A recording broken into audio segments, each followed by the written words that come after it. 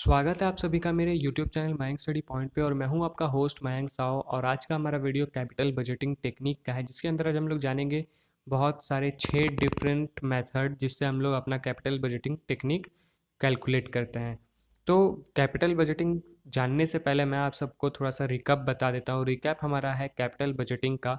Video का मैंने link नीचे डिस्क्रिप्शन में दे रखा है, क्योंकि वो वीडियो भी बहुत इंपॉर्टेंट है फाइनेंशियल मैनेजमेंट के लिए खासकर। तो उस वीडियो को भी आप लोग जरूर देखिएगा। तो बात करते हैं आज के हमारे कैपिटल बजटिंग टेक्निक का। कैपिटल बजटिंग टेक्निक जानने से पहले हम लोग को बजटिंग समझना हो कि बजटिंग होता क्या है। बजटिंग में जो आप लोग रिकॉर्ड्स होते हैं, जैसे कि आप कोई मोबाइल फ़ोन खरीद रहे हैं। मैं सिंपली एग्जाम्पल दे रहा हूँ कि आप लोग एक मोबाइल फ़ोन खरीदते हो, तो आप लोग जब मोबाइल फ़ोन खरीदते हो तो आप लोग उसका बजट बताते हो कि हाँ, मुझे किस बजट पे हमको, यानी किस रेंज पे हमें फ़ोन खरीदना है। 7,000 के प्राइस में खरीदना है, 10,000 के, 22,000 के, 50,000 के। आप अपना रेंज बताते हो कि हाँ, मुझे इस रेंज में मुझे कोई भी फ़ोन खरीदना है, आप मुझे वो फ़ोन दिखाओ। तो आप उस हिसाब से देखते हो, और आपके अगर आपको कोई आपके बजट से बाहर का फ़ोन पसंद आता है तो फिर आप उस दुकानदार को, या फिर आप कहीं भी खरीद रहे हो या फिर सोच रहे हो, तो फिर बोलोगे क्या कि नहीं, अभी ये बजट के बाहर है ये फ़ोन, मैं अभी अपने बजट का अंदर फ़ोन लूँगा।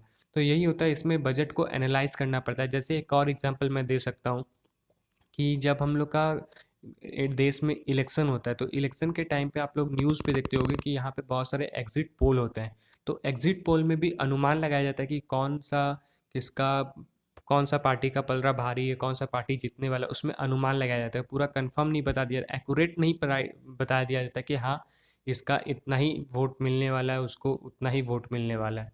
तो यही होता है बजटिंग। इसी में बजटिंग को भी हम लोग यही करते हैं कि इसमें भी हम लोग वही कैलकुलेट करते हैं कि किस तरह से हम लोग को कैलकुलेशन करना है।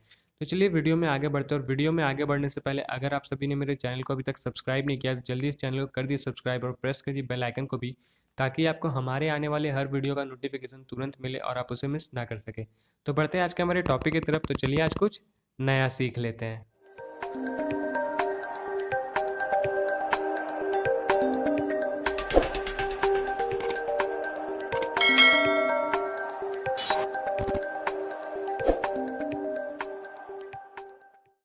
तो सबसे पहले हम लोग यहाँ पे कैपिटल बजटिंग का कुछ फार्मूलाज देख लेते हैं। फार्मूलाज में है कि यहाँ पे हम लोग सबसे पहले कैपिटल बजटिंग टेक्निक को दो पार्ट्स में हम लोग पहले बांट देते हैं, दो डिवीज़न कर देते हैं। पहला डिवीज़न होता है कि जिसमें time value of money consider होता है, और दूसरा जो होता है जिसमें time value of money consider नहीं होता। यानी कि जिसमें time value of money calculate किया जाता है, उसका होना और ना होना कैलकुलेट किया जाता है, और एक में कि उसका होना और ना होना दोनों कैलकुलेट नहीं किया था। हुआ तो भी ठीक है, नहीं कैलकुलेट होगा उसके बारे में, और नहीं हुआ तो होगा ही नहीं उसके बारे में कैलकुलेट।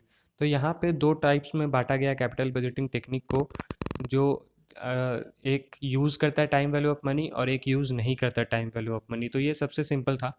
और इसे हम लोग दूसरे तरफ से भी बोल सकते हैं, एक होता है डिस्काउंटिंग टेक्निक्स और एक होता है नॉन डिस्काउंटिंग टेक्निक्स। तो हम लोग यहाँ पे मिक्स्ड में पढ़ेंगे दोनों, एक ठो टेक्निक्स, एक ठो डिस्काउंटिंग टेक्निक्स में पढ़ेंगे और एक ठो नॉन डिस्काउंटिंग टेक्निक्स में पढ़ेंगे। तो पहला आता है हम लोग का जिसमें time value of money consider नहीं होता है। तो वो क्या है हमारा, पे बैक पीरियड। पे बैक पीरियड का ये फॉर्मूला है। हम लोग सबसे पहले फॉर्मूला देख ले रहे हैं, उसके बाद हम लोग सवाल बनाएंगे। सवाल सवाल मैं बनाऊंगा नहीं, क्योंकि मैं पहले से बना कर रखा हूँ, क्योंकि वीडियो का टाइम जो होता है वो बहुत ज़्यादा होता है, तो कई लोगों को ऐसा बोर फील हो रहा है कि वो लोग नहीं देख पाते। तो इसलिए मैं उसे शॉर्टकटली नहीं, मैं उन्हें उस तरह से कैलकुलेट करके बता दूंगा कि किस तरह से कैलकुलेट किया गया है। ठीक है, तो बढ़ते हैं आज के हमारे टॉपिक की तरफ। तो सबसे पहला हमारा यहाँ पे देख सकते हैं, हमारा सबसे पहले आता है टाइम वैल्यू ऑफ मनी पे बैक पीरियड का। तो यहाँ पे एक चार्ट आपको मिलेगा जिसमें आपको ईयर और प्रोजेक्ट बता दिया है कि आपका कितना प्रोजेक्ट है, वो प्रोजेक्ट का अमाउंट आपको बता दिया जाएगा, और वो साल आपको कितना इन्वेस्ट करना, आप कितना इन्वेस्ट कर सकते हो उसमें वो बताया जाता है। ठीक है, तो उसे हम लोग पे बैक पीरियड में कैलकुलेट करते हैं। उसमें टाइम वैल्यू ऑफ मनी जो होता है वो कंसिडर नहीं करता है।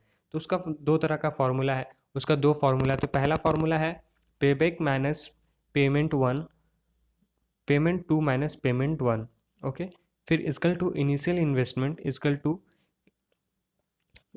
कैश कैश इनफ्लो वन, और cash inflow two minus cash inflow one.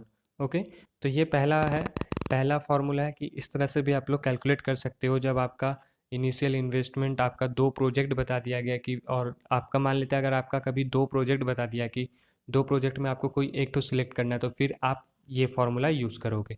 और फिर आता है, उसके बारे में थोड़ा सा समझ लेते हैं। तो यहाँ पे P1 का मतलब होता है previous year of payback period, P2 का मतलब होता है next year of payback period, cash inflow का मतलब होता है cumulative cash inflow previous year, फिर CI2 का होता है cumulative cash inflow up two year P2। ठीक है, जैसे कि यहाँ पे चार्ट एक तो मान लेते हैं, एक चार्ट दे दिया गया है, चार्ट में P1 ऊपर होता है, P2 नीचे होता है, इस तरफ आता है cash inflow 1 cash inflow 2। Okay, तो इस तरह से होता है। तो हम लोग का अब दूसरा फार्मूला क्या है, तो दूसरा फार्मूला होता है pay back period is equal to initial investment by cash inflow. ये हम लोग का दूसरा फार्मूला है। ठीक, अब हम लोग जान लेते हैं कि अब एक और हम लोग एग्जाम्पल देख लेते हैं जिसमें जिसमें टाइम वैल्यू ऑफ मनी जो है वो कंसिडर होता है। तो वो क्या होता है, ये देखिए यहाँ पे, ये जो हम लोग को फार्मूला, ये इसे हम लोग डेप्रिसिएशन फार्मूला भी कह सकते हैं, इसे हम लोग डेप्रिसिएशन फार्मूला भी कह सकते हैं। तो यहाँ पे आप लोग को, अब जब आपका कैश इनफ्लो निकालना पड़ता है, कैश इनफ्लो अगर बाई चांस आपको निकालने बोला जाता है, और ये एग्ज़ाम में बहुत बार आ भी चुका है, तो वीडियो बहुत ही इंपॉर्टेंट है, आप लोग प्लीज़ पूरा देखिएगा। ठीक है, और अगर वीडियो बड़ा हो जाए तो कोई प्रॉब्लम नहीं है, क्योंकि नॉलेज तो आपको अच्छा ही मिलने वाला है, इस वीडियो से आपको नॉलेज ही मिलेगा और कोई प्रॉब्लम नहीं है। तो बोर ना होते हुए आप लोग वीडियो को पूरा अच्छे से देखिएगा। ठीक है, तो सबसे पहले जब आपको कैश इन फ्लो निकालने बोलेगा किसी भी सामान का, तो फिर आप जो सामान बेचो तो उसका तरफ से आप अमाउंट ऐड करोगे। तो सबसे पहले आप लोग सेल्स, आप लोग कितना में वो प्रोडक्ट को बेचे हो, वो अमाउंट लिखोगे। फिर वेरिएबल कॉस्ट, जिसे हम लोग शॉर्ट टर्म में VC डोनेट करेंगे, डिनोट करेंगे, ठीक है, उसको लेस करेंगे। फिर फिक्स्ड कॉस्ट को लेस करेंगे। फिर हमारा निकलेगा प्रॉफिट बिफोर डेप्रिसिएशन टैक्स, यानी कि जो हम लोग का प्रॉफिट निकला वो डेप्रिसिएशन से पहले निकला है। ठीक है, डेप्रिसिएशन से पहले। फिर हम लोग डेप्रिसिएशन उसमें लेस करेंगे जितना डेप्रिसिएशन निकला है। फिर उसका हम लोग निकलेगा प्रॉफिट बिफोर टैक्स, जिसे हम लोग डिनोट करेंगे PBT से। ठीक है, मैं आगे वीडियो में बहुत शॉर्टकट में बताऊंगा, शॉर्टकट फॉर्म में पूरा मतलब नहीं लिखूंगा, पूरा तरीके से नहीं लिखूंगा, तो आपको जो है वो अच्छे से समझना होगा। और आप लोग घबराइए नहीं, आपको ये वीडियो का जो नोट्स है उसका लिंक भी नीचे डिस्क्रिप्शन में मिल जाएगा, आप लोग वहाँ से ये नोट्स डाउनलोड कर सकते हो। तो आप लोग यहाँ पे नोट्स आप देख सकते हो, जो नोट्स है वही नोट्स आपको वहाँ पे मिलेगा। फिर यहाँ पे हम लोग जब डेप्रिसिएशन निकालेंगे तो फिर प्रॉफिट बिफोर टैक्स निकलेगा। फिर उसमें हम लोग को लेस करना होगा जो भी टैक्स परसेंटेज में दिया गया है, चाहे 10% हो, 20% हो, 30% हो, जो भी परसेंट में हो वो आपको मिलेगा, वो परसेंट आपको लेस करना है। तो फिर आपका निकलेगा प्रॉफिट आफ्टर टैक्स। फिर प्रॉफिट आफ्टर टैक्स को आपको ऐड करना है, जो अमाउंट निकला है उससे आपको ऐड करना है, तब आपका निकलेगा नेट प्रॉफिट। नेट प्रॉफिट निकलने के बाद फिर आपका जो डेप्रिसिएशन आपने यहाँ पे जो लेस किया था वो डेप्रिसिएशन फिर से ऐड होगा, और फिर आपका जाके निकलेगा कैश इन फ्लो कि आपने पैसा कितना उस प्रोजेक्ट पे इन्वेस्ट किया था। ठीक है, तो ये फार्मूला भी हम लोग समझ गए, ये टाइम वैल्यू ऑफ मनी पे जब कंसिडर होता है तब हम लोग यूज़ करते हैं। ठीक है, अब हम लोग आते हैं नेट प्रेजेंट वैल्यू पे। नेट प्रेजेंट वैल्यू जब हम लोग का time value of money consider होता है। ठीक है, तो ये टाइम वैल्यू ऑफ मनी यानी कि डिस्काउंटिंग टेक्निक का दूसरा दूसरा मेथड है। तो इसमें net present value is equal to, इसका फॉर्मूला क्या है, total present value minus initial investment. Net present value का निकालने का एक ही फॉर्मूला है, total present value minus initial investment. फिर हम लोग उसमें नेट प्रेजेंट वैल्यू में एक फार्मूला निकालते हैं। याद है हम लोग जब हम लोग फाइनेंशियल मैनेजमेंट स्टार्ट किए तो सबसे पहले जो हम लोग सब्जेक्ट बना रहे थे, सबसे पहले जो हम लोग वीडियो बना रहे थे जिसमें हम लोग जाने थे कि एन्यूटीज़, जिसको हम लोग एन्यूटीज़ बोलते, तो ये वही फार्मूला है, इसी फार्मूला पे हम लोग कैलकुलेट करेंगे। तो याद रखिए हम लोग, मैंने वहाँ पे बताया कि टाइम वैल्यू ऑफ मनी जब हम लोग बनाएंगे तो आगे सब जगह ये फार्मूला का यूज़ होगा। तो यहाँ पे देखिए, यहाँ भी वो फार्मूला का यूज़ हुआ है, तो इसके बारे में भी मैं आपको नीचे पहले आगे वीडियो में बताऊँगा। फिर आता है एवरेज रेट ऑफ रिटर्न, जिसे हम लोग अकाउंटिंग रेट ऑफ रिटर्न भी कहते हैं। Average rate of return, accounting rate of return दोनों इक्वल है। ठीक है, उसका फॉर्मूला क्या है, average rate of return is equal to average sorry is equal to average accounting profit after tax. ठीक है, average accounting profit after tax, ये होता है इसका फॉर्मूला PAAPAT। ठीक है, यहाँ पे जैसे लिखा हुआ है average annual profit after tax, तो इसका यही formula average annual profit after tax. फिर यहाँ पे by initial investment into 100, time value of money not considered, जब ये कंसिडर नहीं करता है, ये जब ये फार्मूला जो होता है एवरेज रेट ऑफ रिटर्न का, जब time value of money consider नहीं होता है तब किया जाता है, तब ये अप्लाई किया जाता है। ठीक है, तो इसके बारे में मैं आप सभी को अच्छा से एक और डिटेल्स में वीडियो बनाऊंगा, जिसमें मैं आपको हर एक पार्टिकुलर मेथड के बारे में अच्छे से बताऊंगा कि कौन सा फार्मूला को कब यूज़ किया जाता है, कब कौन सा फार्मूला को कंपनी यूज़ करता है और किस फार्मूला को यूज़ नहीं करता, उसका मेरिट्स क्या है, उसका एडवांटेज क्या है। इन सभी का भी वीडियो मैं एक सेपरेट वीडियो बनाऊंगा इन सभी मेथड के ऊपर। तो यहाँ पे मैं आपको सब एक साथ कैलकुलेट करके बताऊंगा। ठीक है, फिर आता है internal rate of return method. Internal rate of return method कैसे कैलकुलेट होता है? Lower discounting rate plus NPV, जैसे कि यहाँ पे हम लोग निकाला था NPV at lower discounting rate divided by lower discounting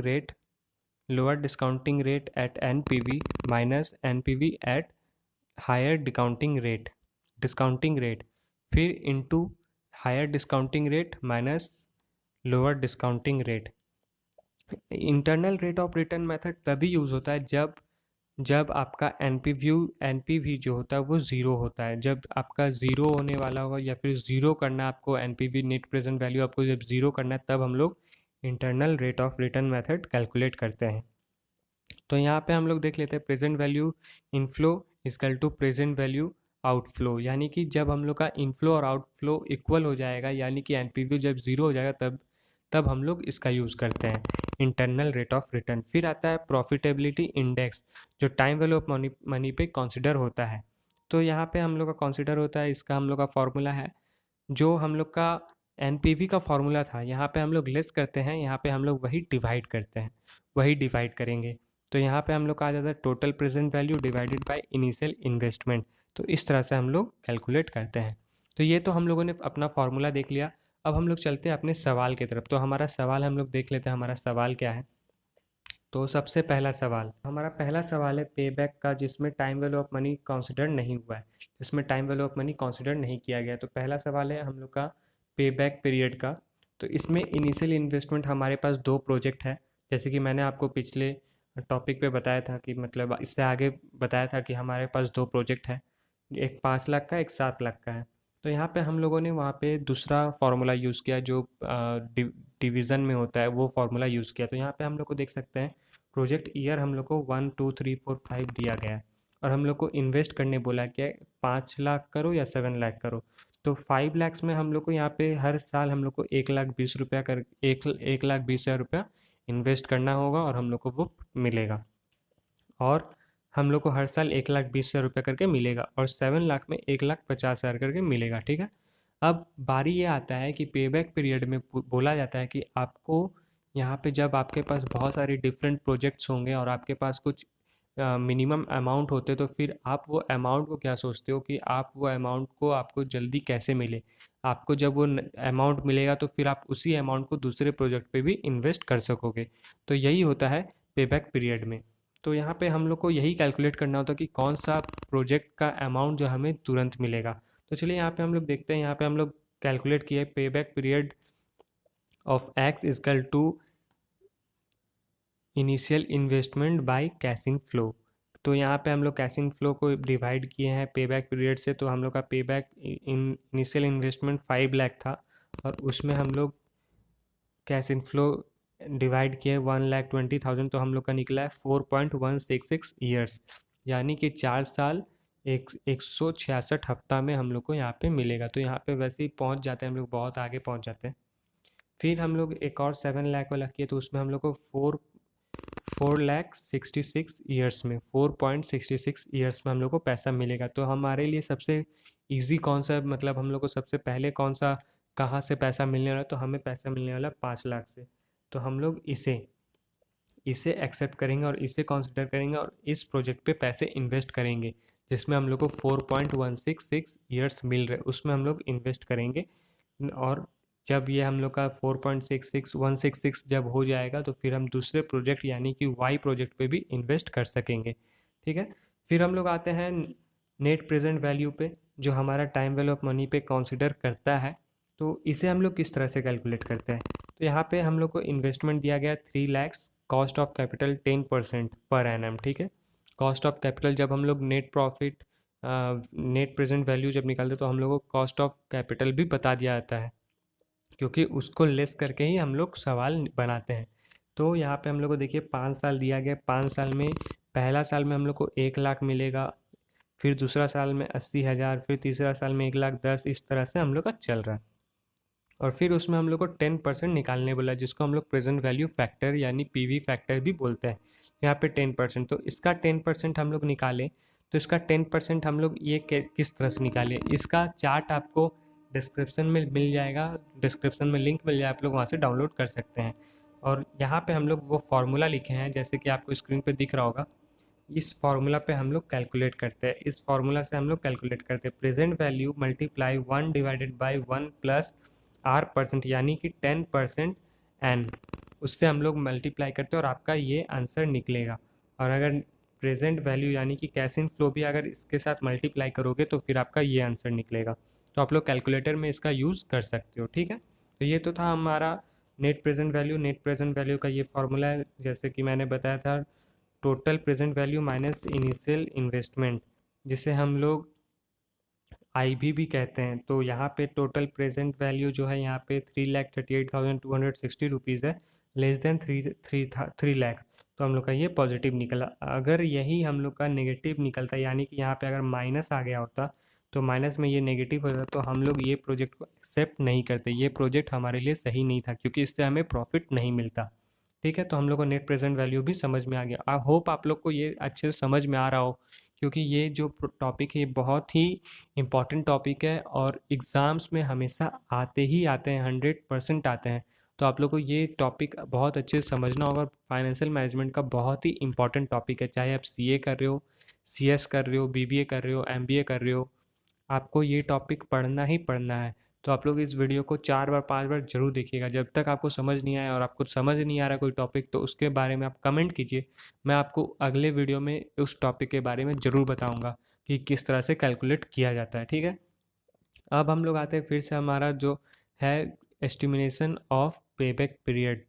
तो ये हम लोग का टाइम वैल्यू ऑफ मनी पे ये भी कंसिडर करता है, जैसे कि मैंने बताया था डिस्काउंटिंग और नॉन डिस्काउंटिंग मेथड में। तो ये हम लोग का डिस्काउंटिंग मेथड में करता है। तो हम लोगों ने उसका फॉर्मूला देखा था सेल्स। सेल्स में हमारा यहाँ पे 2 प्रोजेक्ट है, हम लोगों ने 2 प्रोजेक्ट पे इन्वेस्ट किए हैं। वेरिएबल कॉस्ट हम लोग का कटा है, फिक्स्ड कॉस्ट हम लोग का कटा है, प्रॉफिट बिफोर डिप्रिसिएशन टैक्स भी कटा है हम लोग का निकला, फिर डिप्रिसिएशन हम लोग का कटा, फिर प्रॉफिट बिफोर टैक्स निकला, फिर टैक्स हमारा देखिए यहाँ पे 40% टैक्स यहाँ पे हमारा 40% दोनों में लगा है, उसका लेस हुआ, फिर प्रॉफिट आफ्टर टैक्स निकला, फिर डिप्रिसिएशन ऐड हुआ, उसके बाद फिर हमारा प्रॉफिट टैक्स निकला, यानी कि प्रेजेंट वैल्यू निकला। प्रेजेंट वैल्यू बोलने का मतलब नेट प्रॉफिट, जिसे हम लोग कहते हैं नेट प्रॉफिट निकला, ठीक है। कैश इन फ्लो, इसे हम लोग कैश इन फ्लो भी कह सकते हैं। तो ये तो था हमारा डेप्रिसिएशन, जिससे हम लोग payback estimation of payback period भी कहते हैं। ये फैक्ट्री में बहुत ज़्यादा यूज़ होता है ये फार्मूला, बहुत ज़्यादा। जब आपको कैश इन फ्लो निकालना पड़ता है और आपका कैलकुलेशन गुम हो जाता है, तब आप लोग इसका यूज़ करते हो, ठीक है। फिर हम लोग का आता है प्रॉफिटेबिलिटी इंडेक्स। प्रॉफिटेबिलिटी इंडेक्स, इसके ऊपर भी मैं एक अलग सेपरेट वीडियो बनाने वाला हूँ। तो यहाँ पे हम लोग इजी वे में समझ जाते हैं कि क्या होता है। तो यहाँ पे नेट प्रॉफिटेबिलिटी इंडेक्स में क्या होता है, यहाँ पे जैसे कि हम लोगों ने नेट प्रेजेंट वैल्यू में सब्ट्रैक्ट किया था, यहाँ पे वही चीज़ हम लोग डिवाइड करेंगे। तो ठीक है, यहाँ पे हम लोग देख लीजिए, वही सेम अमाउंट भी मैंने दिया, जानबूझ के यहाँ पे सेम अमाउंट दिया जैसे आपको अच्छे से समझ में आए। तो यहाँ पे हम लोग का सेम अमाउंट है, यहाँ पे हम लोग डिवाइड करेंगे तो 1.12 आंसर आएगा। तो यहाँ पे अगर आपका पास 2 प्रोजेक्ट है और आपको वहाँ पे चेक करने बोलेगा कि आप कौन सा सिलेक्ट करोगे, कौन सा इजी है, तो जिसका पॉइंट के बाद कम होगा, जैसे यहाँ पे 1 है और किसी का अगर यहाँ पे पॉइंट 0 है, तो फिर वो मतलब ज़्यादा छोटा है, आप उसे चूज़ करोगे, ठीक है।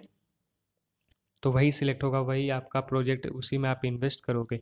इन सभी के ऊपर आप लोग घबराइए मत, इन सभी के ऊपर मैं एक सेपरेट वीडियो बनाने वाला हूँ। तो आज यही हम लोग जानेंगे।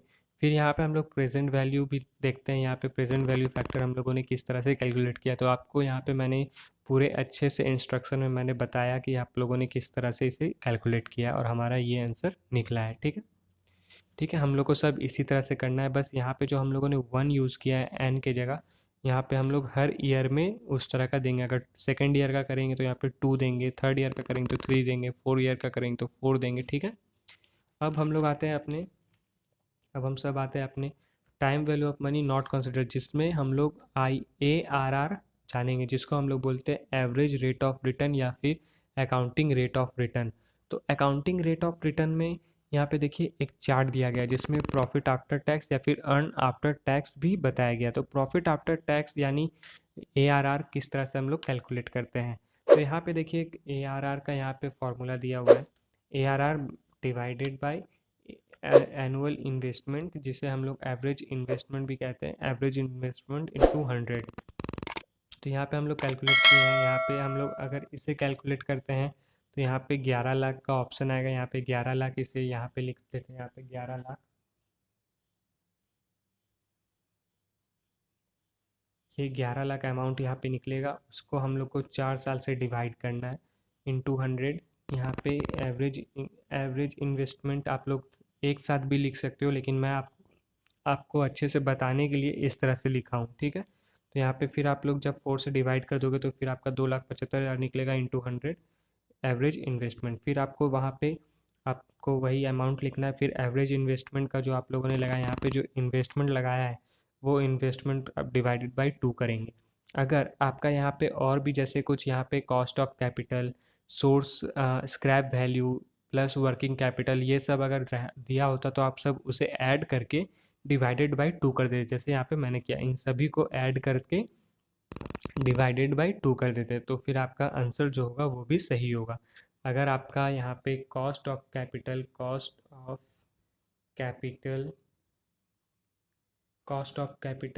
स्क्रैप वैल्यू और वर्किंग वर्किंग कैपिटल अगर दिया होता तो इसे आप ऐड करके जो भी आंसर आता उसे आप यहाँ पे लिख के उसको मल्टीप्लाई करते, तो फिर इतना हम लोग का आंसर है 55। 55 यहाँ पे हम लोग परसेंट भी दे सकते हैं और नहीं भी दे सकते। चलिए यहाँ पे मैं परसेंट दे देता हूँ, 55% हम लोग का अकाउंटिंग रेट ऑफ रिटर्न जो है वो 55% है। ठीक है, फिर अब हम लोग आते हैं अपने time value of money IRR पे, जिसे हम लोग इंटरनल रेट ऑफ रिटर्न कहते हैं। और ये इस वीडियो का और फाइनेंशियल मैनेजमेंट का और कैपिटल बजटिंग का सबसे इम्पॉर्टेंट और सबसे कंफ्यूजन वाला सवाल है, सबसे कंफ्यूजन वाला और सबसे इम्पॉर्टेंट सवाल है। अगर आपको ये समझ में नहीं आता है तो फिर कैपिटल बजटिंग आपसे नहीं होगा। अगर आपको ये समझ में आता तो फिर कैपिटल बजटिंग का आपका कोई भी क्वेश्चन आए आप इजीली बना पाओगे। तो चलिए यहाँ पे हम लोग देखते हैं। यहाँ पे मैंने ऐसे तो एग्जांपल में बुक में भी और आप अगर दूसरे वीडियो में देखोगे तो वहाँ पे आपको दो मेथड, दो फार्मूला यानी दो प्रोजेक्ट्स में बताएंगे, लेकिन मैं यहाँ पे एक ही प्रोजेक्ट में बता रहा हूँ आपको। लेकिन यहाँ पे मैंने क्या किया है, आपको किसी में नेगेटिव भी मिलता है, किसी में पॉजिटिव आपको दिखाया था, लेकिन यहाँ पे मैं आपका तीन तीन आंसर निकाला हूँ, तीनों पॉजिटिव पे निकाला हूँ। यानी कि आपका तीनों बार में अमाउंट जो है, NPV जो है वो ज़ीरो नहीं हुआ। आपका इसमें वही करना होता है, जब तक आपका ज़ीरो नहीं आ जाएगा तब तक आप उसे कैलकुलेट करते रहना है। और कैलकुलेट तब तक करना है जब तक आपका ज़ीरो नहीं आ जाएगा। बस टाइम जो होता है उसको मैनेज भी करना पड़ेगा। आपका जो एग्ज़ाम दे रहे हो तो उसमें टाइम क्या लग रहा है उसको भी मैनेज करना पड़ेगा। तो इस वीडियो को आप लोग अच्छे से समझिएगा। तो ठीक है, चलिए देखते हैं। यहाँ पे इन्वेस्टमेंट दिया गया है 3 लैक्स और नेट प्रेजेंट वैल्यू है 12%, जो सबसे लोअर है। लोअर जिसे हम लोग कहते हैं लोअर डिस्काउंटिंग रेट, यही है NPV 12%। ठीक है, तो यहाँ पे हम लोग और भी लो पे जाएंगे। तो सबसे पहले हम लोग का यहाँ पे देख लेते हैं 12% है हम लोग का। ये अमाउंट है 75,000, 65,000, 55, 55, 45, 45, 90। हम लोग सबसे पहले नेट प्रेजेंट वैल्यू 12% पे निकाले हैं जो भी है। ये जैसे कि मैंने आपको यहाँ पे बताया था कि आप लोग किस तरह से कैलकुलेट करोगे, उसी कैलकुलेशन से हम लोग किए हैं यहाँ पे 12%। आप लोग घबराइए मत, आप सभी को इस वीडियो में जो बताया गया जितना भी टॉपिक है आपका उन सभी को नोट्स मिल जाएगा। आप लोग डिस्क्रिप्शन ज़रूर चेक कीजिएगा। फिर यहाँ पे हम लोग उसे कैलकुलेट करते हैं NPV कितना कितना है। देखिए यहाँ पे हम लोग का हमेशा ज़्यादा है, हम लोग का जो भी है हमेशा पॉजिटिव पे है, कभी नेगेटिव नहीं गया है। तो फिर हम लोग इसी तरह से हम लोग जब तक हम लोग का नेगेटिव नहीं आ जाएगा, जब तक हम लोग का जो एनपीवी है वो नेगेटिव नहीं आ जाएगा, इन्वेस्टमेंट से कम नहीं आएगा, तब तक हम लोग इसको कैलकुलेट करते हैं। तो यहाँ पे देखिए हम लोग एनपीवी 11% ले लिए थे, अब यहाँ पे 11% भी ले लिए, 12% भी ले लिए, 10% भी ले लिए। तो मतलब क्या होगा कि यहाँ पे 11% से थोड़ा ज़्यादा और 12% से थोड़ा कम, तो वो कितना में आएगा वो आपको कैलकुलेट करना होगा, ठीक है। तो यहाँ पे मैंने कुछ उसका फॉर्मूला लिखा है कि हम लोग किस तरह से कैलकुलेट करेंगे जब आपका नेगेटिव आ जाएगा या फिर पॉजिटिव आ जाएगा। तो यहाँ पे मैं पॉजिटिव वाला ही लिया हूँ कि किस तरह से कैलकुलेट करेंगे। टोटल कैश इनफ्लो इन 8 ईयर्स 75,000, जैसे कि हम लोग यहाँ पे देख सकते हैं 75,000, 65,000, 55,000, 55,000, 55,000, उसके बाद फिर 45,000, 45,000, 90,000, इस तरह से हम लोग ऐड किए तो 4,85,000 निकला। उसको 8 ईयर से डिवाइड कर दिए तो हम लोग का एनुअल एवरेज कैश इनफ्लो निकला 60,625। फिर उसको हम लोग F B fact PV factor में किए, investment divided by annual average cash inflow, तो हम लोग यहाँ पे 3 लाख लिखेंगे जो हम लोग इन्वेस्ट किए थे। इनिशियल इन्वेस्ट हमारा जो था 3 लाख डिवाइडेड बाय 60,625, तो हम लोग का एवरेज अप्रॉक्स निकला 4.9%। इतना परसेंट में हम लोग का मतलब कैश इनफ्लो जो है वो निकलेगा। फिर हम लोग वहाँ पे हम लोग देखते हैं, अब हम लोग उसे फार्मूला में यूज़ करते हैं जो हम लोगों ने वहाँ पे सीखा था, आईआरआर का फार्मूला। लोअर डिस्काउंटिंग रेट, तो यहाँ पे हम लोग का 12 हम लोग छोड़ देते क्योंकि हम लोगों ने 10 पे भी किया था, तो 10 का हम लोग यहाँ पे लिखेंगे 10 प्लस जो भी अमाउंट निकला हमारा, जो भी हम लोग का यहाँ पे अमाउंट निकला है, जैसे कि इसका जो अमाउंट हम लोग देख सकते हैं, इसका जो अमाउंट निकला 25,385, उससे हम लोग लेस करेंगे 14,245 को, और यहाँ पे जो है lower discounting rate minus higher discounting rate. तो यहाँ पे आप लोग प्लस भी उल्टा भी कर सकते हो, इस तरह भी कर सकते हो, उस तरह भी से भी कर सकते हो, ठीक है। तो यहाँ पे हम लोगों ने इसे कैलकुलेट किया और हमारा आया 12.27 अप्रॉक्स। यहाँ पे आप लोग जब भी लिखोगे तो अप्रॉक्स लिखना, क्योंकि अप्रॉक्स कोई भी जो भी हम लोग कैलकुलेशन करेंगे उसमें कोई भी एक्यूरेट सवाल का जवाब नहीं आता, उसमें अप्रॉक्स ही आएगा, ठीक है।